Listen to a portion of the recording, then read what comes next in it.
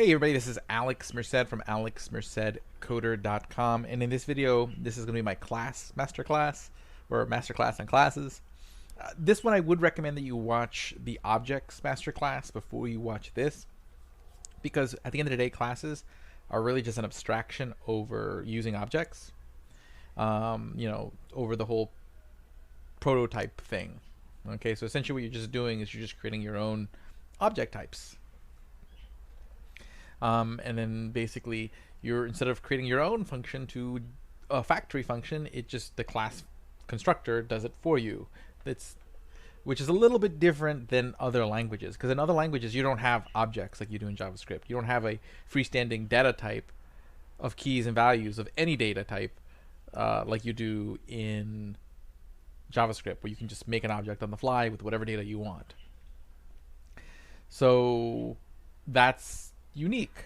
Okay, in other languages you would always have to kind of define the objects first, whether you defined a class, which could be, in a class could include functions, aka methods, and values and properties, or a struct or an interface, which structs and interfaces usually only carry a struct would basically only say, hey, a new one of this thing has these variables but no functions.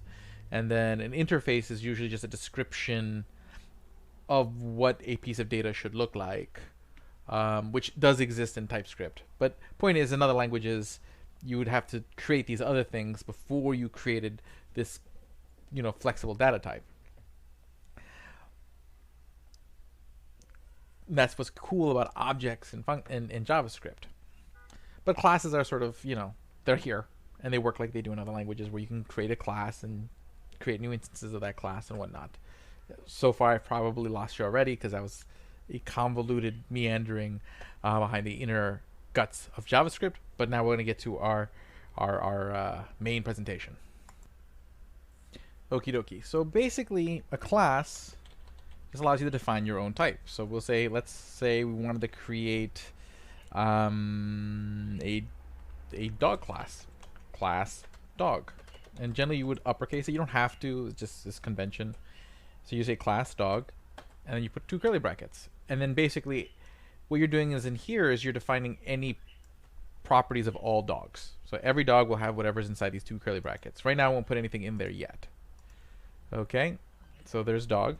And then if I wanted to create a new dog, I would just do const, we'll say spot equals, well, let's not do it capital, spot equals, and you use the keyword new and the name of the class. A new dog, and then you'll put 2 parentheses, because it's technically what you're doing is you're creating a constructor function. You're creating a factory function with this. Okay, so then what it does, it's going to create a new object that has all the stuff you defined in here, which right now is nothing. So if I console.log spot right now, save. Oh, I should cd practice, and then node functions.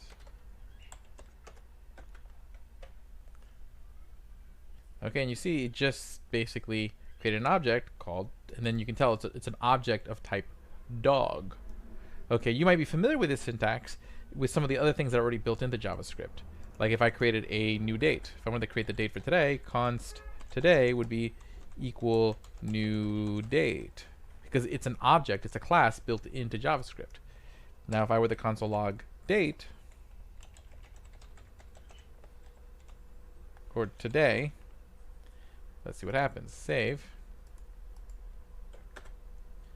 Okay, well, you don't see the object type because it's a thing that's built into JavaScript. So let me try a better example. Let's try map. Map's another one where you do this. Map. So I created a new map and saved it to my map, and then did this, my map, save. See, it's an object of type map. Okay, so basically all you're doing is you're creating your own types of data stores, in a sense. So in this case, but the easiest way to think about it is to think of it as like a noun. I'm thinking of this as a dog. Now, a dog does more than nothing. So let's start actually making this behave like a dog.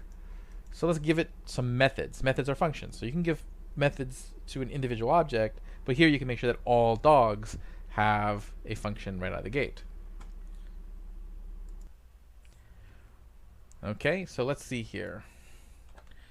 Dogs bark. So what we would do is we would define a function. So we would just do, you would just put the name of the function. So we'll say bark, parentheses for any parameters. And actually we will put a parameter, name, console.log, backticks, name is barking. And let me use interpolation here. These things, and then a dollar sign over here. Yay for string literals. Yay. Save. Okay. So now that I've created Spot, Spot can bark. So Spot's the dog, and all dogs have access to this function called bark. And then I need to pass in a name, so the name is Spot. So I want to pass that in. So if I hit save, and I can get a syntax error. My map, oh, that's right, I deleted the map thing. So let me delete the second console log here. Save. Spot is barking. And we don't need to be console logging Spot anymore. But, you know, I had to pass in the name. Wouldn't it be nice if the dog just had its own name already? We can do that, okay? And the way you do that, if you want a dog to have certain properties to begin with, you have to define those properties, and you use what's called a constructor. And you have to type in the word constructor. The constructor is a function that's built in. Basically, the way it works is that, you know, this dog function here, like this, really what you're doing here is you're calling the constructor of the class. So when I say new dog, it's going to rush over here, create a dog, and in building that dog, it's going to run this constructor function. Only once, only at when you actually hit that new keyword. So it runs this. This is a function that only gets run one time. So I want, when this function is run, I want whoever creates the dog to name the dog. And this is a keyword. It represents the dog, the individual dog that's being created. So I want this dog to have a name property. And this name property is going to equal the name that's passed in by the constructor. So now if I go down here and I pass in Spot, that's going to, Spot then becomes name. So then, and then this is becomes Spot. So Spot.name becomes Spot. That's essentially what happens. So let's test this out. So what I'm going to do now is I don't need this anymore because I'm not going to ask you to pass in a name for bark anymore because the dog has its own name. So, and we can call that by saying this.name. So when that dog barks, it's going to call its own name. So now if I hit save, run the function, see Spot is barking. So let's create a few dogs. So we'll have Spot, const Fluffy, which equals new dog Fluffy, const new dog Fluffy, say Butch equals new dog Butch. And we're going to have all these dogs. And again, we don't need to pass Spot in anymore. So we'll just say Spot barks. Fluffy barks. Butch barks. So each of these are individual dogs. I'm instantiating the class. So every time I create a new dog, that's referred to as instantiation. I'm making a new one. Okay, so now let's run these and let's see what we get. Well, I have to save it. Save.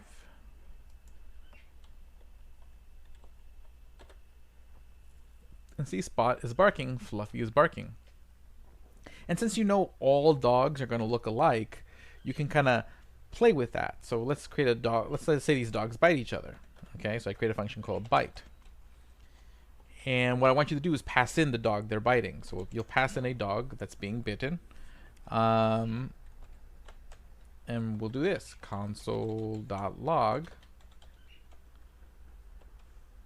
Again, backticks. So we'll say, and again, I can always refer to this because that's the dog that we're creating. So this dot name, that's the dog that's who's invoking the function, has bitten. And then we have the other dog that was passed in as a function. So dog dot name, their name, and there. So all these dogs are at the park. Okay, so it says right now a dog has a name and they can bark and they can bite. So then what happens? All these dogs are at the park. Okay, they're all fighting over the tennis ball that's in the park, and then suddenly, Spot dot bites Fluffy, which makes Fluffy upset. So Fluffy then, let me make sure that I do bites or bite, bark, bite. Okay, Fluffy bites Butch, and then Butch in a fit of anger goes and bites Spot.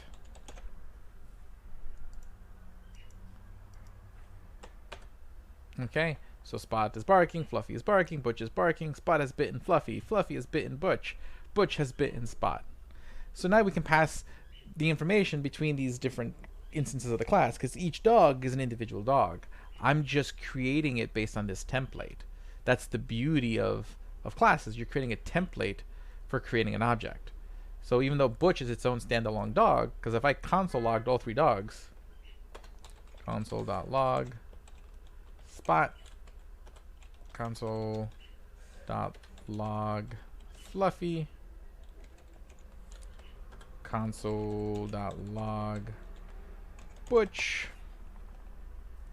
Okay, save. Okay, Spot, Fluffy, Butch. See, they're all three individual dogs with different properties. Okay, so you're not creating one dog. This is, you're just creating a type called dog, and you can create as many variables of that type as you want. Very cool. I mean, this is, yeah, that's what you're doing. Okay, so that's neat. And you can change those, you know, I can create a function called change name. So if you wanted to rename the dog, you would put in the new name, we'll say, and then just basically what happens, this dot name equals name, and I change that variable. So you can change the variables after the fact. You can create functions to print those variables, to delete those variables, oftentimes referred to as setter and getter functions. So let's do that. Let's, at the end, let's Spot dot change name, and we'll change Spot's name to meow. Wow, I'm just out of ideas. Meow, and then we'll console log Spot again. Console.log Spot, and we'll see that Spot's name has changed. Save. So see, originally Spot's name was Spot, and then we console logged him the last time, meow, because the function changed his name. So you can create all these functions to work with that dog class. That's very cool. Okay, now what if I wanted to create a specific type of dog and give it some extra features? But I don't have to retype change name, bite, bark. Like, all that should stay the same. So what I can do is what's called inheritance. I'll create a new class. So class, and we'll say this class is a Shih Tzu. So I'm creating a particular type of dog, but this extends dogs. So Shih Tzu is basically a child class of dog. It's going to borrow everything that dog has already. So in that case, let's say I make Fluffy a Shih Tzu. Okay, Fluffy is a Shih Tzu. I don't have to retype all those functions in that constructor in Shih Tzu because it already keeps it from dog. So watch, everything will work exactly the same, for the exception that Fluffy's a Shih Tzu now. So see, Fluffy's a Shih Tzu. But if I were to do Fluffy, if I were to do, like, you know, Fluffy bite Spot. Okay, and at this point, Spot's been renamed to Meow. If I run that code, see at the end, Fluffy has bitten Meow. So it has all the same functionality as the original class, dog, but now I can add stuff that I don't want in dog. Because maybe For a Shih Tzu, I will give it, a special function called ride purse. Okay, and we'll just say console.log this.name gets this needs to be in backticks, has jumped into its owner's purse. And only Shih Tzus can use this function because it's only in the Shih Tzu class. It's not part of the original dog class. So now I can go over here. After Fluffy bites Spot, Fluffy will go to jump in purse? Ride purse. Ride purse. Invoke the function. Save. And let's run the code. See, Fluffy has bitten Meow. Fluffy has jumped into its owner's purse. Okay. Oh, that little yappy dog. So I can create extra stuff just for. But what if I want to add like extra properties? Okay. So this is what's called overriding. When you let's say I wanted to change the bark function. Okay. I could define the bark function again here. I don't have to because it already exists. But when I do that, this version is going to overrun the parent one. So basically, it's no longer going to call the original one. This one takes precedence. So now we'll just say, yep. It's a small dog. Okay. So if I get rid of all this, so essentially what's going to happen, I'm going to get rid of the changing of names. That's silly. Okay, so first thing Fluffy does is Fluffy barks. And then Fluffy bites Spot and then jumps in the purse. Okay, so you'll see, yep, Fluffy has bitten Spot. Fluffy has jumped into its owner's purse. Okay, I don't need that second console log of Spot.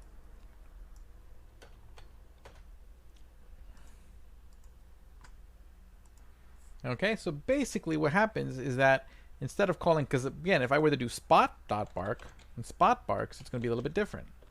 Because Spot's going to use the bark from the original dog class.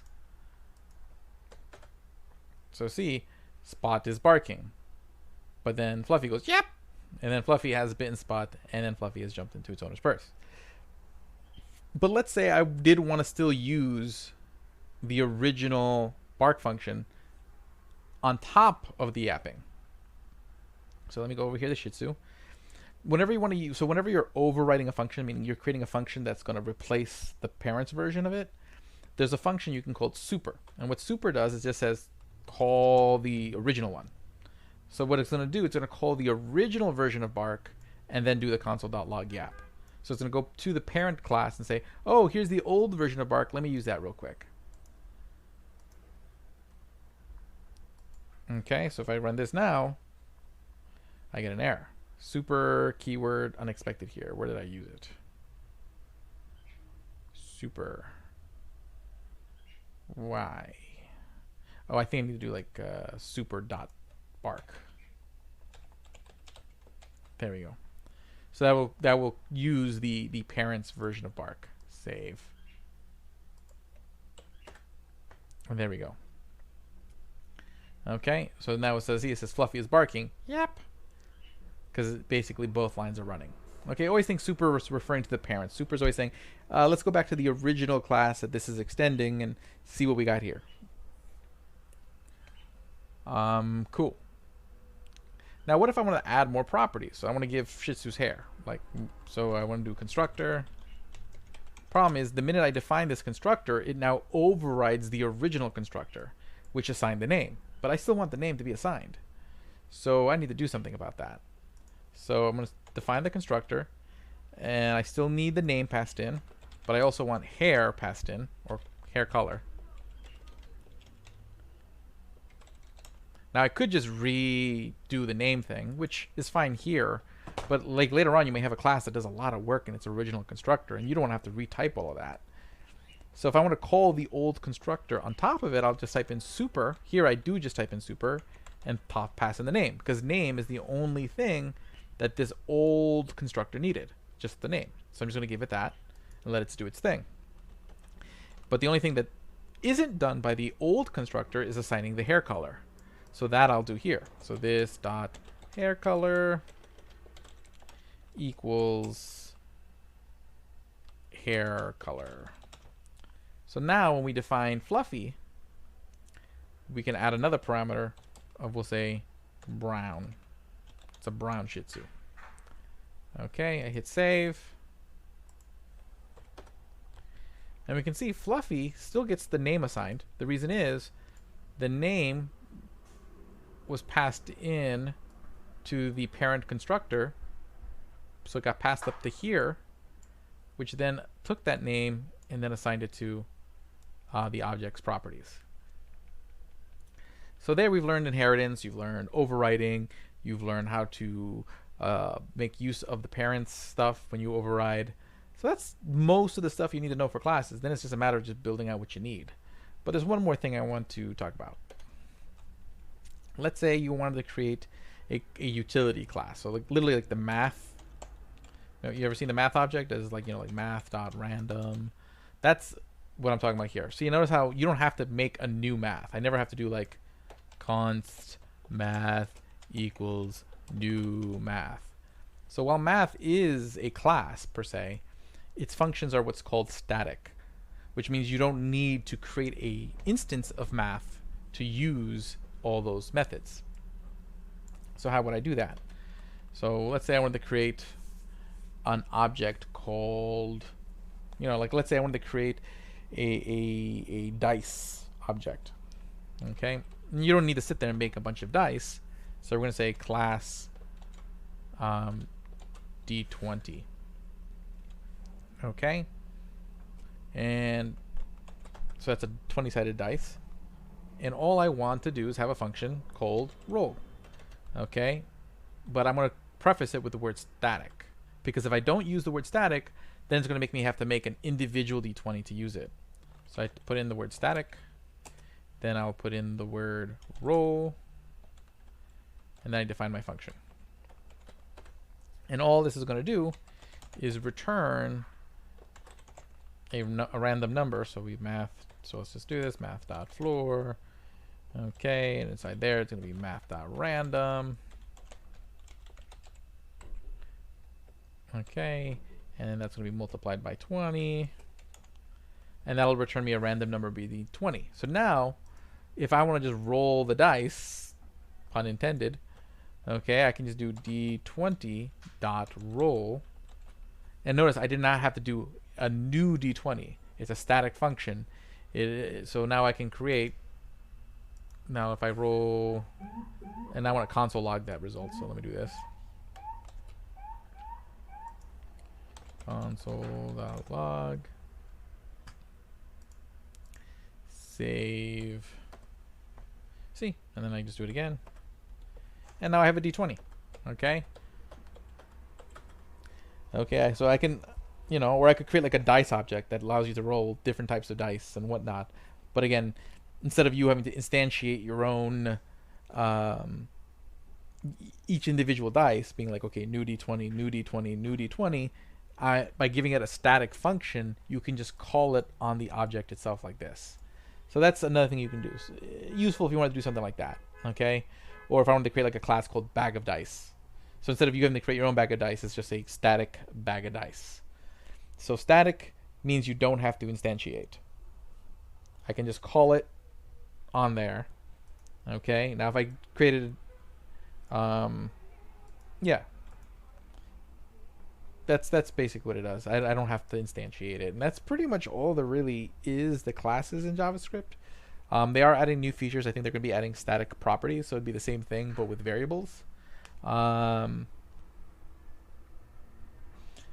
I don't think currently there is static properties. Let's give it a shot. So most other languages would have static properties. But let's see if I can do that. So let's see here. Constructor.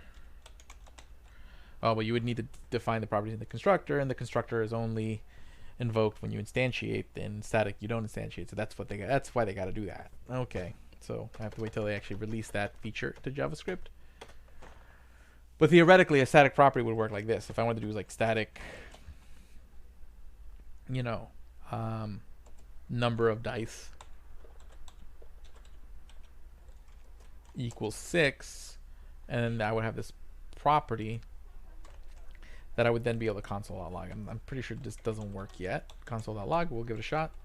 So it'd be like d20 dot num of dice. And notice I didn't have to actually like instantiate a d20. That's what makes it static. I don't have to make an instance of that object. Okay, actually, hey, works. Okay, so we do have static properties. I thought we didn't. I stand corrected. Okay, so that's classes in a nutshell. Hopefully you guys enjoyed that video. Have a great day and enjoy.